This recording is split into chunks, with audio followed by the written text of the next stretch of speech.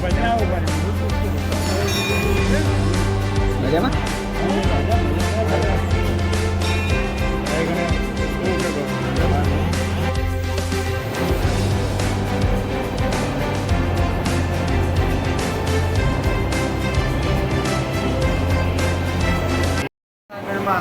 આજે અંગારિકા ચતુર્થી ઉજવવામાં આવશે।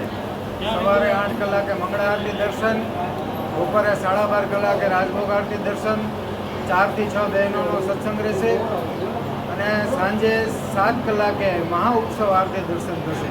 મંદિર પરિસર રાત્રે 10 વાગ્યા સુધી ખુલ્લું રહેશે। આજના દિવસે ગણપતિને દુર્વા ચડાવવાથી સર્વ મનોકામના પૂરી થાય છે।